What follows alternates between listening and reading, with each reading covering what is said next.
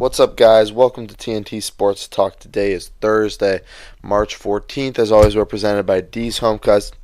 I'm your host, Travis Karcheski. This is our 100th episode today. We've come a long way from our first episode. We had our year anniversary last week, so go ahead and listen to that. That was last Thursday's episode, but this is our 100th episode, so enjoy. The year is 2017. The date, December 7th. The Cleveland Browns just lost another football game versus the Chargers by a score of 19-10. The Browns fall to 0-12. Because of that, the Browns decide to fire general manager Sashi Brown. On December 7th, they hire a man by the name of John Dorsey. John Dorsey comes from the Chiefs. He just got fired.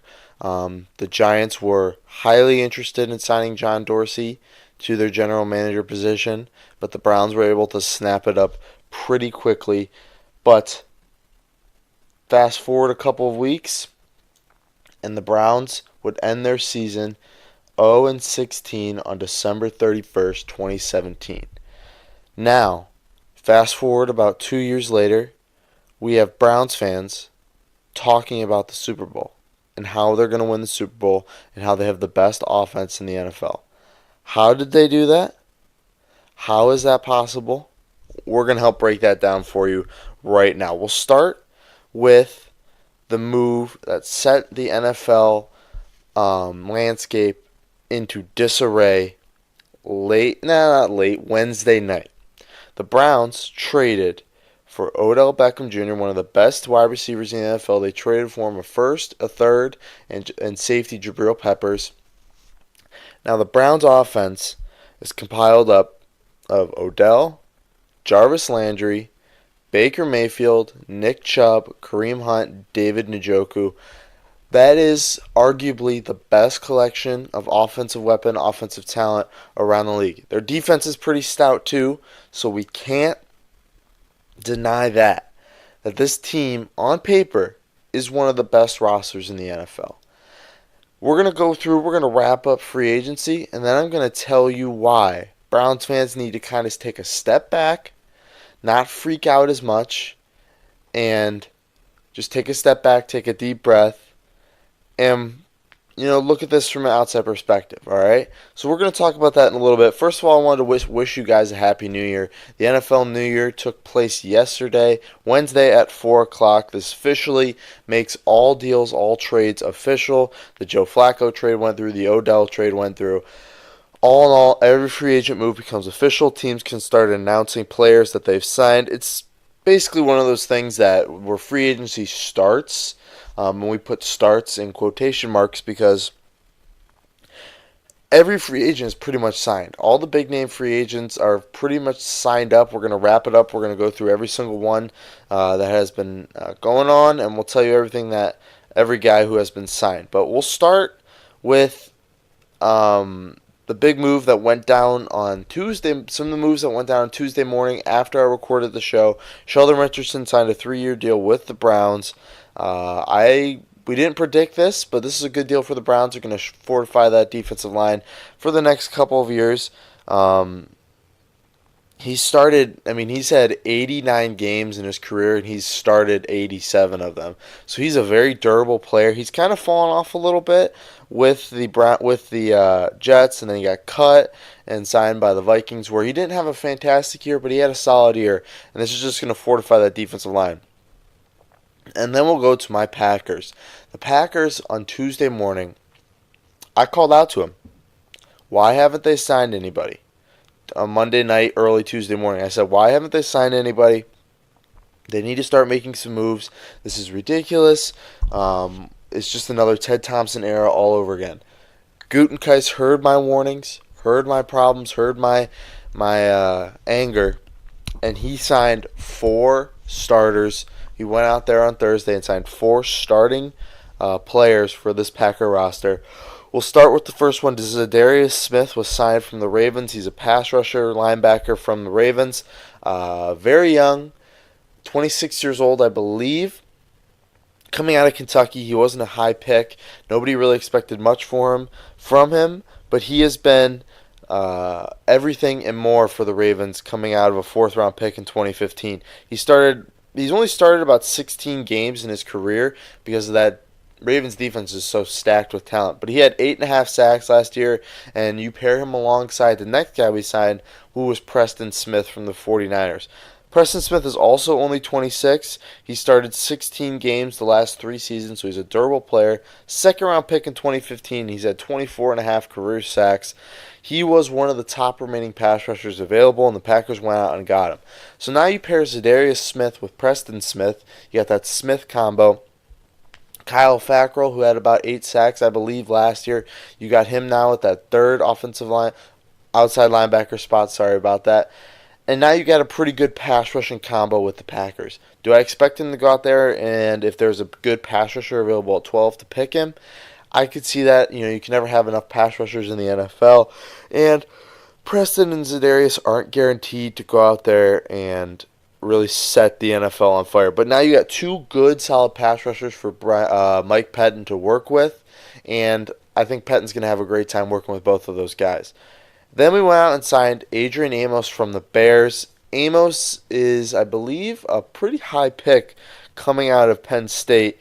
He has played almost everywhere with the Bears. He can do everything. He's kind of a do-it-all safety. 5th-round pick of 2015. From the Bears, and he's been a starter since his rookie season. Only 25 years old. He's young. He can hit. He has great ball skills. He can cover. Bears fans were talking crap saying he's just a product of Vic Fangio's system. I don't believe that's true, but we'll see. But again, all this does is shore up that back end for the Packers. And then they went out and they signed Billy Turner, offensive lineman from the Broncos. He's a switch guy, versatile, can play guard or tackle wherever you want him to play. You're going to plug him in at that right guard spot. Great move for the Packers. They usually do not make moves like this.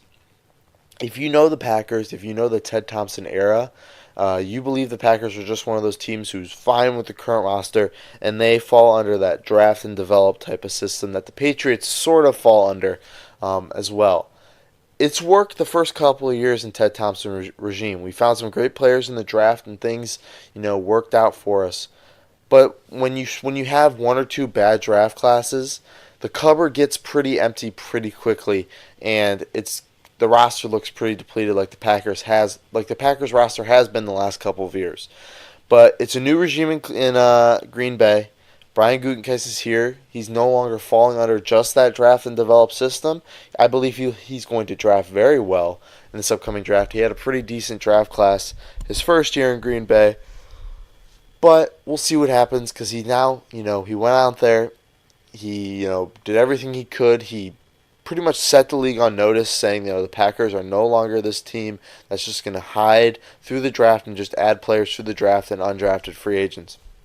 He's going to go out there and sign guys who are helpful to his team. Every single guy he signed out of those 4 guys none of those guys are over 27 years old. He signed young, prime free agents who are going to make an impact now that they got some serious playing time. So good deal for the Packers. We'll go through some of these other moves. Deshaun Gibson was signed by the Texans. He's only 28 years old, 3 seasons as a starter with the Jacksonville Jaguars. After Tyrann Mathieu left, the Texans had a hole at safety, and Deshaun Gibson's going to fill that hole. Thomas Davis signed a contract with the Chargers. He's 36 years old, 14 seasons in the NFL. He started 158 games, but if you know Thomas Davis, he's had one of the most remarkable careers of any NFL player in the past couple of years. After tearing his ACL a couple times, most people thought Thomas Davis's career would be over, but he has bounced back in a big way, making the Pro Bowl the last couple of years. And now he goes to the Chargers where he can kind of help that young defense grow up a little bit. Jordan Hicks signed with the Cardinals. 4 years, $36 million. That linebacking core for the Cardinals is looking pretty good right now with the signing of Terrell Suggs. He's been with the Eagles the last couple of years. 3rd-round pick in 2015, and he's been an impact player ever since. Good signing for the Cardinals. Latavius Murray signed with the Saints.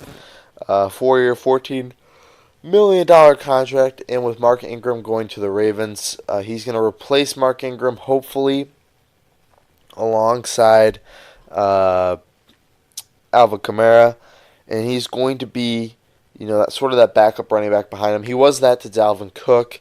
He has never really had a shot to start in the NFL, but I think he likes that secondary back market. So a good signing for them, for the Saints to replace Mark Ingram. Now the Bills, they're giving my boy Josh Allen some pretty good weapons right now. They signed Cole Beasley to a 4-year deal, and they signed John Brown to a 3-year deal.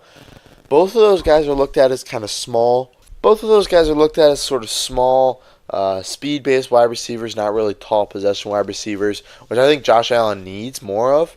But at the end of the day, those are two good, solid weapons for Josh Allen to work with. Cole Beasley is a very underrated wide receiver. He has just been producing with the Cowboys. Same with John Brown. I think both those guys are underrated.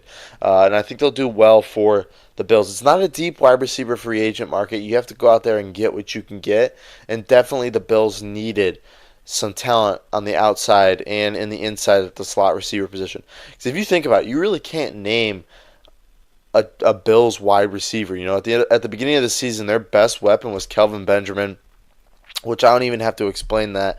If you know anything about football, you know how bad Kelvin Benjamin actually is. And they traded him to the Chiefs, so they don't even have him anymore.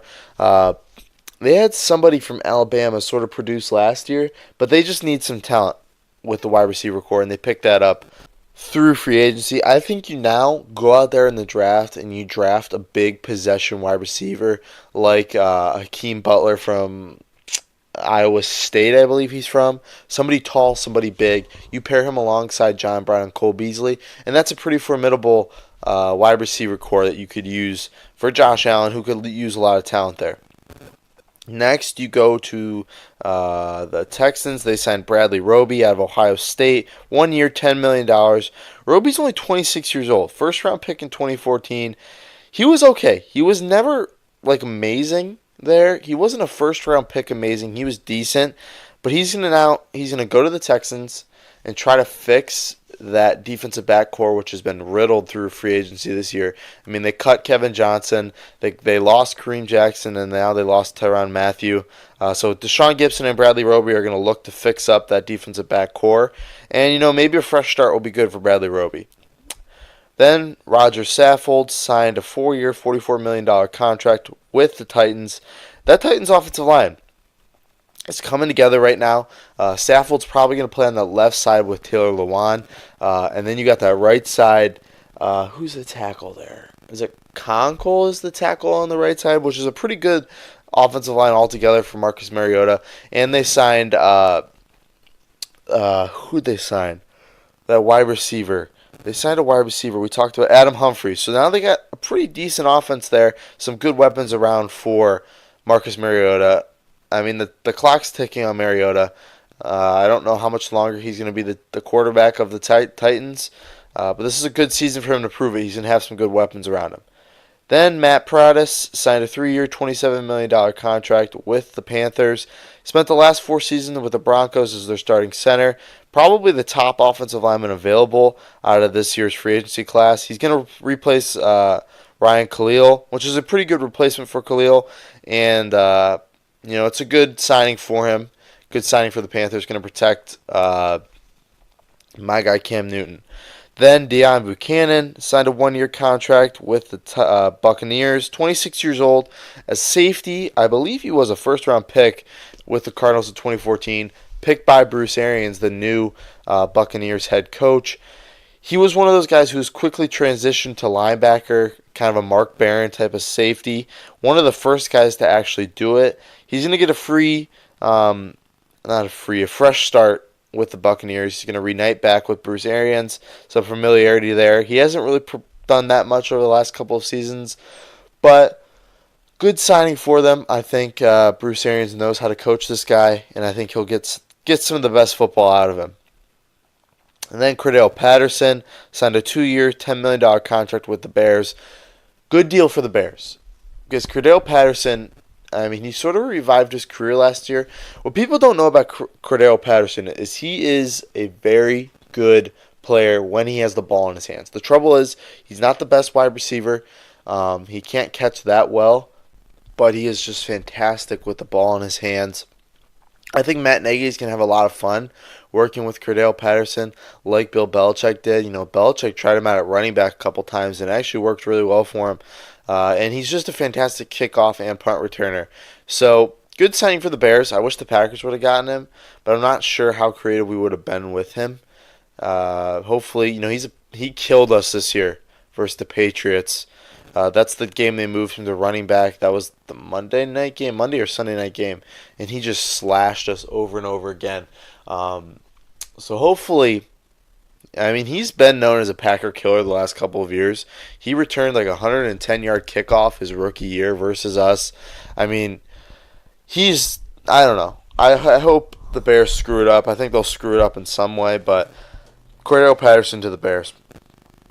Then Cameron Wake signed a 3-year, $23 million contract with the Titans. Again, the Titans are improving their roster a lot right now. He's 37 years old, 10-year career. All of it has been spent with the Dolphins. But even though he's 37, he's kind of like that James Harrison type of player. He doesn't age, it seems like. He just consistently goes out there. He's huge. He looks so big. He's an intimidating force along that defensive line. And now he's going to go to the Titans, where he's going to get a fresh start there. And I think he's going to help that young Titans defense sort of come together a little bit more. So good signing for them. We'll talk about Dee Ford in a second. Le'Veon Bell signed a 4-year, $52.5 million contract with the New York Jets. This is a situation where Le'Veon wanted to go somewhere with the most money, where he can make the most money. And with the Anthony Barr situation playing out the way he did, we'll talk about that in a little bit. It made sense that the Jets could offer the most money because with Anthony Barr leaving the Jets and not signing the contract, he was able to get more money out of the New York Jets. And it was coming out of the wire. Supposedly the Jets gave him an ultimatum. If he doesn't sign by this time, they're going to pull the contract. At the end of the day, I'm not even an NFL player, and I'm not even scared by the Jets. If the Jets gave me an ultimatum, I'd probably just laugh in their face. Because, what would have happened if the Jets would have pulled their offer, and then, an hour after they pulled their offer, Le'Veon said he was interested? The Jets have had such a bad history at running back the last couple of years that they would have signed him no matter what happened. So it's not really scary for him. I'm pretty sure that ultimatum did nothing for him. But he's going to the Jets. I think a lot of people expected him to go to the Jets. He's going to, sit right there with Sam Darnold, Robbie Anderson. It's a pretty good offense now. It's not great, but Sam Darnold's going to, again, have no excuses this year. He's going to have to go out there. They signed, who's that receiver they signed? They signed a receiver this offseason. We talked about it on the last show. They signed Jamison Crowder. So Crowder, Le'Veon Bell, Sam Darnold, that offensive line's getting there a little bit. They got the Raiders guys. So, this is a pretty good offense for Sam Darnold to work with. So, I don't want to hear any excuses out of Jets fans this year or Sam Darnold. This is going to be a big season for him to prove himself. Then, the Ravens kind of got some revenge. They've been losing a lot of defensive players, but they signed Earl Thomas to a 4-year, $55 million contract. 30 years old, coming off a broken leg, I believe. He has been outstanding for the last 9 seasons with the Seahawks. He broke his leg for the second time in 3 years last year. He's going to be paired alongside Tony Jefferson. Eric Weddle left. The Ravens' defensive backcourt is pretty good with Jimmy Smith, Marlon Humphrey, and Brandon Carr. So it's a pretty good defensive backcourt, and you have to be good now in a division that features A.J. Green, Juju Smith, Odell, and Jarvis Landry. You have to have a good defensive backcourt, and I think now the Ravens have the best one in the AFC North. So we'll see what happens there. And then obviously we talked about Mark Ingram. He signed with the Ravens as well. 3-year, $15 million contract. He's going to be the primary bell cow there. I think he's 29 years old. I think he's sort of tired of being the complimentary back to Alvin Kamara. I don't think that relationship is fractured in any way, but I think he's tired of being, the second guy to Alvin Kamara.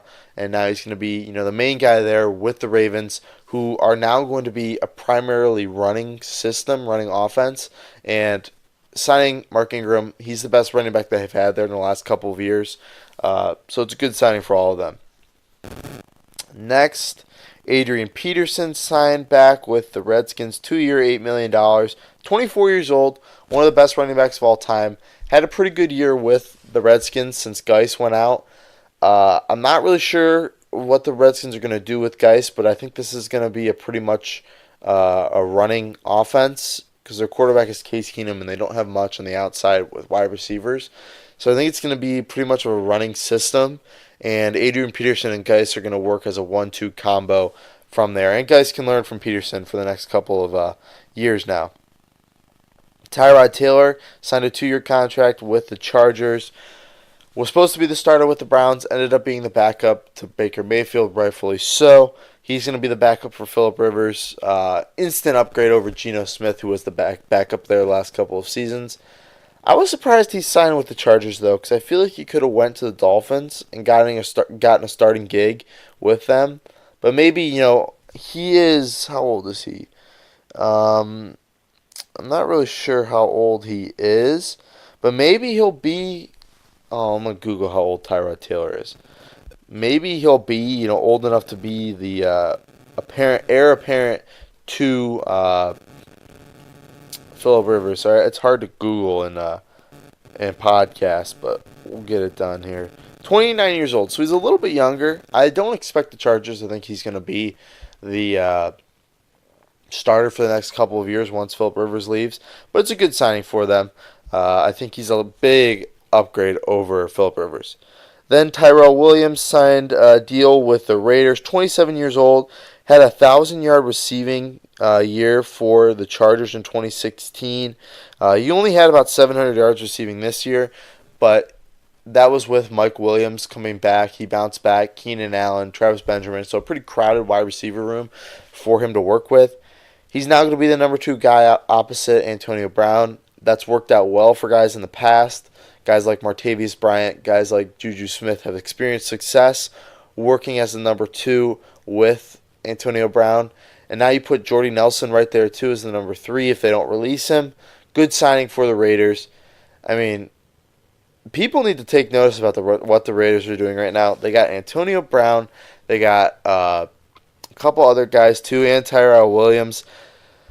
The Raiders are coming up. Mike Mayock has done a fantastic job, and now he is going to be coming to the draft with still all of his first-round picks and all his second-round picks. So, good signing for them. Seahawks signed a kicker. First kicker news. I love talking kicker news. They signed Jason Meyer from the Jets. Pro Bowler last year in the AFC. Didn't want to come back with the Jets. Looks like Janikowski and Blair Walsh, who have been there the last couple of years, just haven't been getting the job done. So they're going to go out there. They're going to pay the money to get a good, solid kicker. You can't pay enough for a good kicker. Good kickers are rare in the NFL, and once one gets out there on the market, you're going to want to snap him up as quickly as possible. Then Telvin Coleman, last 2, signed with the 49ers, 2 years, $10 million. I was surprised he signed there. You would think Tevin Coleman would want to be the bell cow somewhere where he's the main guy, but now he goes into a crowded running backs room with Matt Breida and Jerick McKinnon, who tore his ACL last year. Maybe they want a little bit more depth there. I don't know what their plan is, but good signing for him. He's a good running back. He's been there for the last couple of years with the Falcons, and he's played well in that second role. Then last one, Dante Moncrief, late last night, signed a deal, 2-year contract with the Steelers. He didn't have that great of a year with the Jaguars, but he was a big deal in the free agent class last year. He's going to be that number 2 outside Juju, so he's going to have to make some plays because Juju's going to experience a lot of double coverage.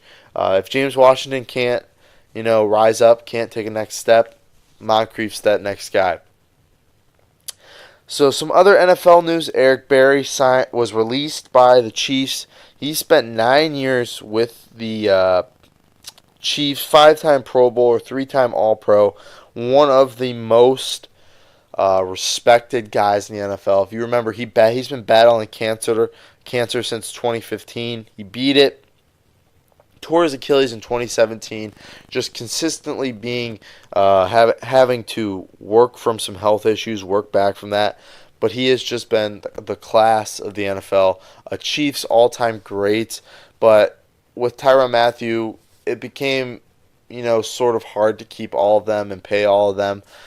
So he instantly goes to being the number one safety on the market. But I tell you guys again, over and over again, it's tough for guys to come back after an Achilles injury and play the same.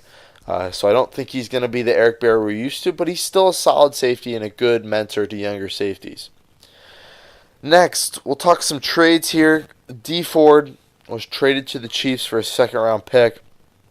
Dee Ford finally bounced back in 2018 after being a first-round pick in 2015, I believe. I'm not sure. Don't quote me on that. They franchise tagged him, the Chiefs, but they didn't want to pay him. So they traded him to the 49ers. The Packers were interested in him, but with the signing of Za'Darius and Preston Smith, I think that kind of became sort of a back burner type of deal. They didn't want to pay him. Nobody really wants to pay him because when a guy just produces in his contract year, you are a little weary of what he's going to do, once you sign him to a big long-term deal. So Dee Ford to the 49ers. Sorry. Anthony Barr, will wrap that up, and then I want to talk a little Browns fans. I want to talk directly to the Browns fans. Anthony Barr signed that big deal with the Jets. We reported it Tuesday's show. As soon as we reported it, about 3 to 4 hours later, we learned that he backed out and re-signed with the Vikings. Not sure why he did that. Maybe it was because of C.J. Mosley signing with the Jets. I'm not sure. Reported that he got physically ill when he started to really think about it. I'd get physically ill if I'm signing with the Jets as well. And he decided to back out of that deal. Maybe he just loves Minnesota that much. But it's just good for me because now Minnesota has more cap issues in the future, which I love. But let's talk directly to the Cleveland Browns fans. Again, you got Odell Beckham. You got Olivier Vernon. You signed Demetrius Harris from the Chiefs. 2-year deal, good tight end for them. But I want to talk to Browns fans, all right? I want you, if you're a Browns fan, you've probably been hyperventilating the last 3-4 days now, last 2 days especially with Odell. I want you to take a deep breath. I want you to realize that, this is an exciting time for Cleveland, but you need to take a step back. What the Browns now have, I don't want to be the Debbie Downer. I like the Browns. I've grown up around Cleveland my whole life. I've experienced the sadness the Browns have experienced, and I know how hard it is to being a Browns fan. Well, I guess I don't because I'm not a Browns fan, but I'm a Packer fan, and it's almost harder to be a Packer fan than it is to be a Browns fan.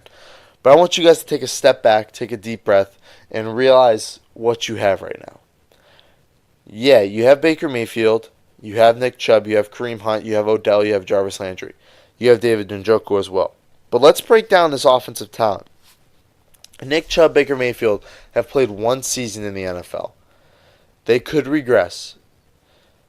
Odell Beckham was traded from the Giants because he was a little bit of a head case. You don't trade a star receiver like that unless you're having problems in the locker room and problems with his leadership. Again, I think Odell's media narrative that's been played in the media is that of being a diva wide receiver who is just difficult to play with. I don't think that's necessarily true. I think Odell is a fine young receiver, a fine young leader in a locker room. I think his emotions are worn on his sleeve. But, come on, Browns fans. We've seen the problems over the years. We've seen it watching the games. He's had multiple outbursts on the sidelines. He's like Antonio Brown. He's going to want to get paid high, big-time receiver money, which he's deserved. But again, he's a head case. Then you got Kareem Hunt, who hasn't played football in over a year. You got Freddie Kitchens, who's a first-time head coach. John Dorsey's a great GM, but again, he's not a perfect GM. He did get fired by the Chiefs. John Dorsey, I like John Dorsey a lot. I think he's a great GM. He is a rebuilding GM. Anybody could have gone to the Browns and done some fantastic things with the type of capital that Sashi Brown acquired. I think Sashi Brown should be looked at as more of a savior than John Dorsey. because it's very hard to screw up a rebuild with that type of capital and cap space that they had. John Dorsey's biggest problem, though, is once he rebuilds, he has trouble maintaining that. If you look at some of the deals he did with the Chiefs, he signed Dwayne Bowe to a $56 million contract, and he let Emmanuel Sanders walk. He is not a perfect GM. John Dorsey let Emmanuel Sanders, one of the best young wide receivers in the NFL now, walk. And he signed Dwayne Bowe to a $56 million contract extension. He also drafted Dee Ford.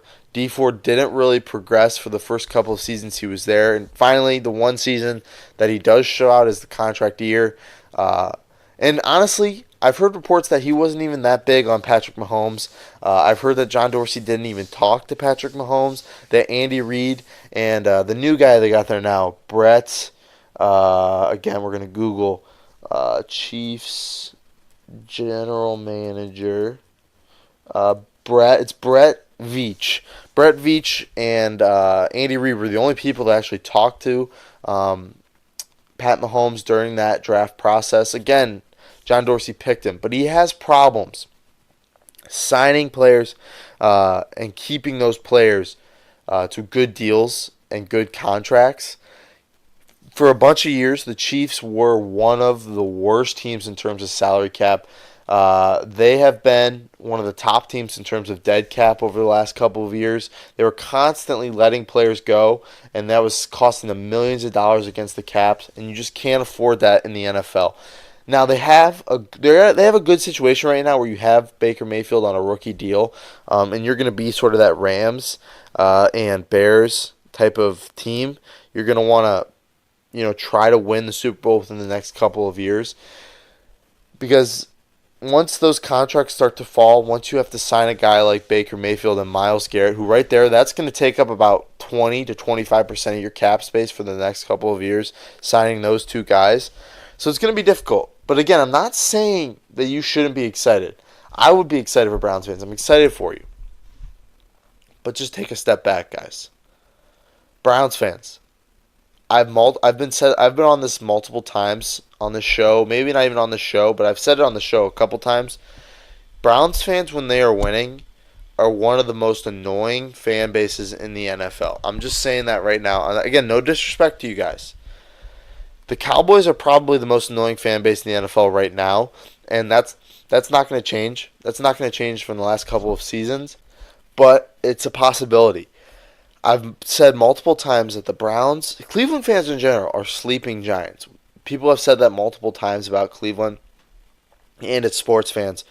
When a team in Cleveland starts winning, the fans really show out. The problem is not a lot of the teams in Cleveland haven't had a great, long, rich history of success. I mean, the Indians are probably the most successful team in Cleveland over the past 30 years. But when a team in Cleveland starts to win, the fans really show out. They're passionate, they are loud, and they are annoying. Maybe it's just because I'm an Indians fan that I've been able to tolerate the last couple of years, but it's been tough with the Cavs fans. And now I think Cleveland's a pure football, blue-collar type of town. And now that they're going to have a winning team, I fully believe they will. It's just going to get really, really annoying really, really quickly. But I guess they deserve that. Now that I'm talking myself through it, they deserve it more than any fan base in the NFL, really. Except the Packers. We've had it harder. But they deserve it. So, good luck to Browns fans. Good luck to the Browns. I think this is finally their time to shine, and it's going to be an exciting couple of years now with Cleveland. You got about 3-4 years to win a Super Bowl before John Dorsey starts to screw up your cap space. But we'll see what happens. But we're going to move on. But don't worry about it, Browns fans. I think you're going to be fine the next couple of seasons. You're going to have a lot of success, and it's going to be a lot of fun. Speaking of things that are a lot of fun, Dee's Home Cuts, the best place around Northeast Ohio for a great haircut at a low price. Dom at Dee's Home Cuts, the D in Dee's Home Cuts, Dom Drockton. Been on the show multiple times, close personal friend of ours. But let me tell you guys, Dom does a fantastic job. It's only $7, the cheapest haircut you'll ever buy, the cheapest haircut you'll ever spend your money on. You don't have to tip. Because, well, you could if you want to slap my guy down a couple extra bucks. But it's all going directly to Dom. Help a struggling college student out. And go check him out. Dom's Home Cuts. Me, Truman, 90% of the guests we've had on the show have gotten their haircut at Dom's at least once, or they're lifetime customers like me and Truman. So go check him out. Check out his Instagram at D's Home Cuts. You'll find a bunch of videos. If you are a little bit nervous about it, don't be. Dom's Home Cuts is the best place. You're going to get a professional cut. It's a personal atmosphere. You feel at home. You feel like you're just hanging out with the boys. Dom's Home Cuts. Go check them out. So it is Thursday, so guess what we're going to do? We're going to do some NBA standings. We're going to roll through these real quick just to keep you updated. Couple of teams have already clinched playoff spots. We'll start with that. We'll start with the East. Truman's not here. Bucks still have that first seed. They clinched that. They clinched the playoff spot. They didn't clinch the first seed. The Raptors also clinched a playoff spot. They are in the second seed, 3 games behind the Bucks. Then it goes Philadelphia and the Pacers are both tied for that third spot. Philadelphia has the tiebreaker right now. Boston has the 5th seed. Brooklyn has the 6th. Detroit has the 7th. And the Heat have the 8th. And the Magic are right there behind the Heat. A couple games back, I believe, from the Heat. About 2.5 games back from the Heat. Same with the Hornets at that 12th seed. At that 10th seed, sorry. But not much has changed there. Again, it is 6:30 on Thursday, March 14th, so that's as up to date as I can get with the standings. We'll go to the West. The Warriors still have that number 1 seed. They've been falling down a little bit the last couple of weeks. They lost to the Suns a couple nights ago, but they bounced back last night with a big win over the Houston Rockets, 106-104. Huge game for them to get, and definitely is going to help their playoff chances and sort of remind NBA fans who the boss is in the NBA. Number 2, we still have Denver. They're a game and a half back from Golden State. The Thunder are number 3, Houston's 4, Trailblazers 5, Spurs 6, 7, Utah Jazz, and 8, Los Angeles Clippers. Closest team, the 9th seed, is the Kings. They're about 4.5 games back. And the Lakers are the 11th seed, but I think the Lakers are done. But that's it for NBA standings. Just a quick run through with that. I think that's going to heat up here again. The last couple of weeks have been heating up. The Warriors-Rockets game last night was a big-time primetime game. We're going to have a lot more of those over the next couple of weeks and months coming up before the playoffs. But that's it for basketball. We'll talk one storyline with baseball, then we got a quick MMA Conor McGregor story. We'll wrap it up with that. Tim Tebow was assigned yesterday to the AAA camp with the Mets, one level down from Major League level. He's going to reach the majors. If you don't think Tim Tebow is going to reach the majors, then you don't know sports. At the end of the day, no matter how good of a baseball player he is, no matter how bad of a baseball player he is, it still sells tickets. Signing Tim Tebow sells tickets. You're going to want to go to that first MLB debut. You're going to want to see Tim Tebow go play Major League Baseball. You look at the numbers from the last couple of seasons where he's been in minor leagues. Their ticket sales go through the roof. Me, Truman, and Brian actually made a trip out to Akron this year just to watch him play. We made a special trip out to there. I love going to minor league baseball games. I think that's really fun. But majority of the time, most average fans aren't going to go watch a minor league baseball game unless they just really have nothing else to do or they have a family and it's cheap family fun. But Tim Tebow sells tickets. He brings fans. He puts butts in seats. A lot of people, he has a huge following behind him. A lot of people love Tim Tebow, me personally included into that. So he's going to be moved to AAA camp, and he's going to start at AAA, I believe, and I guarantee you he makes the majors by the end of this season. He was close last year. I bet you he would have made it. But I think this year we're going to see Tim Tebow make it to the major leagues. All right, last story, Conor McGregor. He was arrested for stealing a phone at a nightclub in Miami Beach. I guess what the story is from the guy who did it, again, you never know with these type of things. The guy is going to look like the victim, but it could be, one of these, stories that it's completely different from what the victim actually said. So basically what happened was the victim said he went out, it's in Miami Beach, he was in a nightclub. He went up to Conor McGregor to take a picture with him, and I guess he even admitted he was sort of shoving his phone in his face, trying to get a picture, but I guess one of the security guards grabbed the phone, Conor McGregor took the phone, threw it on the ground, stomped on it, picked it up, put it in his pocket, and left. The person did not like that. Obviously, I don't think anybody would like that. Any phone users today, especially with how addicted we're becoming with our phones, people wouldn't like that. But he was charged with strong arm robbery, and his court date is set for April 10th. He's off probation, so he doesn't have to worry about that from the bus incident.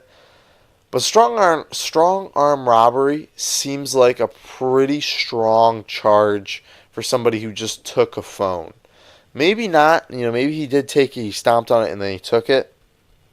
But still, I feel like strong arm robbery is a little bit strong for, Conor McGregor stealing a phone from somebody who was trying to take a picture of him. I get it. If I'm a professional athlete, I think that would get annoying really fast. Guys taking pictures of you, trying to get pictures with you, swarming you, that would get annoying. And Conor McGregor has this sort of, don't care attitude, this sort of alpha dog attitude about him. And, that's probably the last guy in the world I'd want to try and take a picture of without, asking him first. So, Conor McGregor, court date set for April 10th. We'll give you some updates on that. He's a legend. The legend of Conor McGregor continues to grow. And the same could be said with TNT Sports Talk podcast. That's the end of our show today. We ask that you go onto iTunes, Spotify, and YouTube. Give us a 5-star rating wherever you find us. Write reviews, subscribe, download our episodes. Thank you to D's Home Cuts for continuing to sponsor the show. Their continued sponsorship is much appreciated. 100 episodes through, they've been there almost since the beginning. Dom was our first guest we ever had on, I believe with our 4th or 5th episode, and he continues to support the show every single chance he gets. Check us out also on 12ouncesports.com and grandoldsports.com. You can check us out anytime at grandoldsports.com, but 12 Ounce will be on from 7 to 8 a.m. tomorrow on Friday, so listen in on your way to work. Follow us also on Twitter at TNT Sports Talk 12. That's where you can send us questions, comments, concerns about anything you want to talk about. If you want to be a guest on the show, send us a DM. If you have questions about the show, send us a DM. If you have ideas about the show, DM. It's always open. Instagram. Yeah, we've been struggling with that the last couple of weeks.